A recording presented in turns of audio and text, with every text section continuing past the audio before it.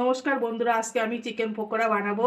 তার জন্য দেখো, চিকেনগুলোকে আমি ধুয়ে পরিষ্কার করে ছোট ছোট করে কেটে রেখেছি। এরকম ছোট ছোট করে কাটতে হবে।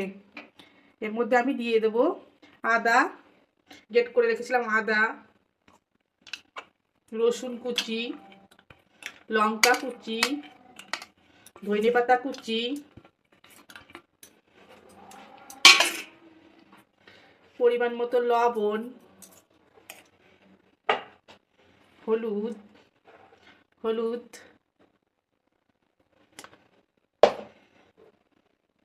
একটা ডিম ফাটিয়ে নেব।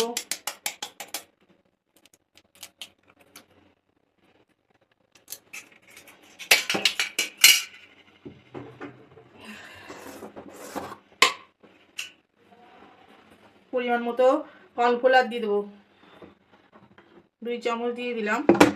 দিয়ে অল্প একটু গরম মশলা গুঁড়ো দেবো।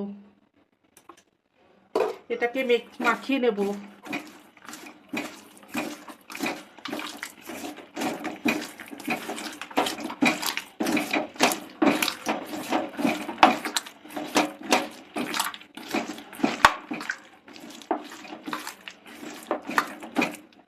এখন আমি এটা 5 মিনিটের জন্য রেখে দেব। কড়াই বসিয়ে দিলাম। কড়াইতে তেল দিয়ে দেবো পরিমাণ মতো। তেলটা গরম হয়ে গেছে। আস্তে আস্তে আমি পকোড়াগুলোকে ছেড়ে দিচ্ছি তেলের মধ্যে। বাজারে খাওয়া পকোড়ায় তো অল্প একটু চিকেন থাকে, আপনারা এইভাবে বাড়িতে খেয়ে দেখবেন করে।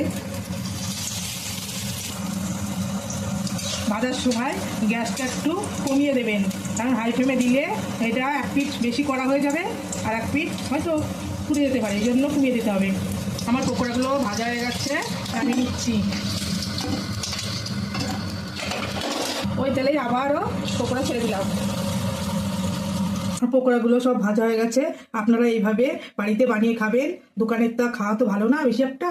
আপনারা এইভাবে বাড়িতে বানিয়ে খেয়ে দেখবেন, সন্ধ্যাবেলা টিফিনে সতেজ সতেজ সতেজ সাথে খাবেন, খুব ভালো লাগবে।